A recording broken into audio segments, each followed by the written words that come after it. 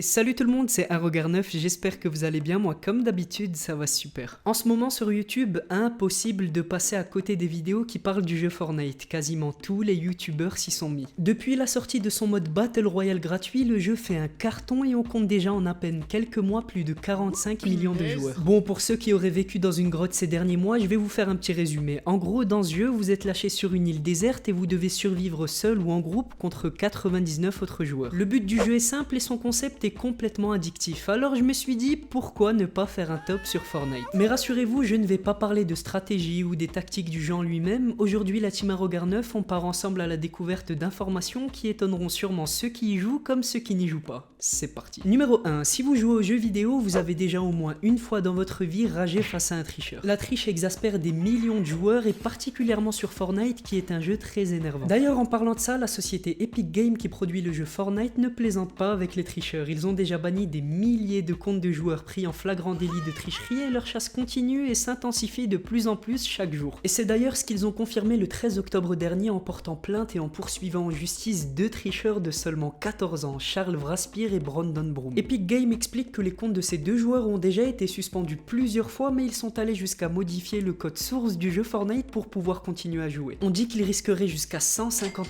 000 $ de dommages car la tricherie entraînerait soi-disant une grosse perte d'argent pour la société qui édite le jeu. Heureusement pour les deux adolescents, la mère d'un des deux est venue à leur secours en envoyant elle-même une lettre à Epic Games en leur précisant qu'ils allaient attaquer en justice deux mineurs et que selon elle le jeu est gratuit, donc même si les enfants trichent, il n'y a logiquement pas de perte d'argent. En plus de ça, elle rajoute que son enfant n'a pas créé de programme de triche et qu'il s'est contenté de l'utiliser et donc qu'il n'a pas modifié lui-même le code du jeu. Et enfin, dans sa lettre, elle reproche aussi à Epic Games d'avoir révélé le nom et le prénom des deux enfants au public, ce qui est une infraction contre la loi sur la protection de la vie privée des mineurs. Enfin bref, ils ont eu la chance d'avoir un véritable avocat et avec cette lettre, il est très probable que cette histoire ne finisse pas au tribunal. Bien joué, monsieur, dame.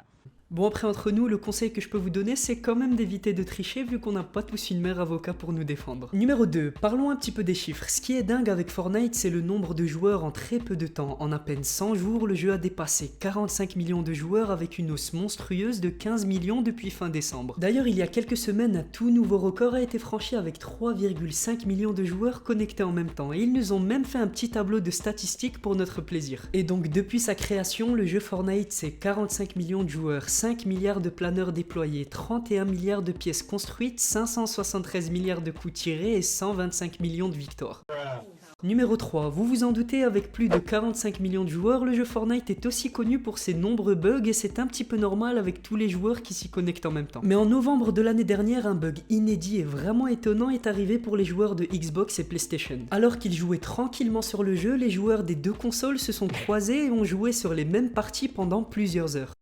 Qu'est-ce que tu me racontes là? On appelle ça le crossplay et même si Sony n'a jamais voulu, du moins pour le moment, autoriser sa communauté à jouer avec les joueurs Xbox, elle y pense sûrement fortement et ils sont clairement capables de le faire. On pourrait se demander mais comment les joueurs se sont reconnus entre eux? En fait c'est simple, les joueurs PlayStation ont reconnu les joueurs Xbox car il y avait des espaces dans leur pseudo, ce qui est interdit sur le PlayStation Network. Et il y a beaucoup de témoignages comme celui d'un père qui était sur Xbox qui a pu jouer à Fortnite avec son fils qui était à côté sur la PlayStation. Enfin bref, pour conclure, tout le monde pensait que c'était le tout premier jeu qui autorisait le crossplay, mais tout ça n'était en réalité pas prévu. Seule la société Sony bloque cette initiative car Phil Spencer, un des patrons de Microsoft et donc de la Xbox, a dit sur Twitter qu'il est vraiment dommage qu'Epic Games ait désactivé cette possibilité de jouer entre Xbox et PlayStation. Numéro 4, avec le gros buzz du jeu, vous vous en doutez, Epic Games pense déjà à s'installer sur d'autres plateformes et bonne nouvelle pour vous si vous êtes fan de la Switch, même si rien n'a encore été confirmé, on a des échos sur le fait que le jeu pourrait très vite arriver sur cette console. Un des patrons d'Epic Games a été interrogé sur Twitter et il a répondu avec un peu de chance, nous le ferons sûrement un jour. Numéro 5, on pouvait s'en douter, quand on parle de Battle Royale et d'être le dernier debout, on parle forcément de tournois et de compétition. On appelle ça le e-sport et ça se déroule en ce moment même dans plusieurs villes. Et vu que ce n'est pas Epic Games qui organise ce genre de tournoi, ce sont des organisations à part qui ont décidé de faire des compétitions entre joueurs. Parmi ces sociétés, il y a The eSport Hub, un site qui organise déjà des tournois sur différents jeux comme Call of Duty, FIFA, Uncharted ou encore beaucoup d'autres. autres. Donc entraînez-vous bien, il se peut que le prochain tournoi soit près de chez vous. Numéro 6. Quand on parle de tournoi, il y a forcément des récompenses à la clé, et gagner de l'argent en jouant aux jeux vidéo est un rêve pour tous les gamers. Et justement, dans les rencontres entre joueurs de Fortnite, les organisateurs ont décidé de faire gagner de grosses sommes d'argent à ceux qui battront des records sur le jeu. Déjà, faut savoir qu'ils font payer l'entrée du tournoi, et même si ce n'est pas trop cher l'entrée, vu qu'il y a un taux de participation très élevé, les organisateurs peuvent se permettre de mettre beaucoup d'argent en jeu pour les récompenses. Et par exemple, ça a été le jackpot pour le streamer américain Nick Merckx qui a déjà gagné la somme de 8400 $ au total avec son équipe en seulement 4 jours. Donc plus de 2000 $ par jour juste en jouant aux jeux vidéo.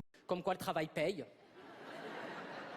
Numéro 7. En parlant de Nick Merckx, faut savoir que dans le monde de Fortnite, ce n'est pas n'importe qui. C'est lui qui détient le record du nombre d'éliminations sur une partie Fortnite avec au total 54 adversaires sur 100. Mais le seul petit problème, c'est qu'il n'avait pas réussi à gagner la partie, alors même s'il a tué 54 adversaires, la communauté Fortnite ne voulait pas lui accorder ce titre de record du monde. Bon, heureusement pour lui, par la suite, dans une partie en équipe, Nick Merckx et ses amis se sont rattrapés et ont fait 55 éliminations sur leurs 96 adversaires tout en gagnant la partie. Et le truc de fou, c'est qu'un des membres de leur équipe s'est fait éliminer dès le début de la partie, donc à peine 3, ils ont éliminé plus de la moitié des joueurs. Numéro 8, il faut savoir que même si la version anticipée est disponible depuis juillet 2017 et que la vraie version sort en 2018, le jeu Fortnite a d'abord été révélé par Epic Games lors d'une conférence sur les jeux vidéo en 2011. Et on pourrait peut-être se dire 6 ans pour sortir un jeu alors qu'il est annoncé depuis 2011, c'est quand même exagéré. Mais le truc c'est que Donald Mustard, un des directeurs du jeu, a dit en 2017 que cette annonce de 2011 a été faite 3 semaines après qu'ils aient inventé l'idée et qu'ils n'avaient même pas encore commencé à travailler sur le jeu. Et le numéro 9, vu que tout le monde joue à Fortnite, il est vraiment difficile d'être original et de trouver un concept qui attirera du monde sur ses vidéos. Mais il y a quand même des exceptions et notamment en Angleterre avec un streamer qui s'appelle UKOG Monkey et qui a aussi une chaîne YouTube de plus de 200 000 abonnés. De base sur sa chaîne, il joue souvent à Guitar Hero, que ce soit en live ou en vidéo, mais pour suivre la tendance, il s'est aussi mis à jouer à Fortnite. Le truc c'est que pour lui, interdit de jouer avec une manette, il joue avec sa guitare. Et bon, vous vous en doutez, c'est pas facile du tout, mais il a quand même réussi à éliminer quelques adversaires et j'imagine même pas la rage qu'ils auraient s'ils savaient qu'ils ont été éliminés avec une guitare.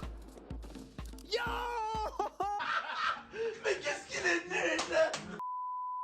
C'était tout pour moi la team Arrogar9, j'espère vraiment que cette vidéo vous a plu, n'hésitez surtout pas à vous abonner si c'est pas déjà fait et me lâcher un gros pouce bleu pour me faire plaisir. On se dit à demain pour une toute nouvelle vidéo, portez-vous bien, à la prochaine.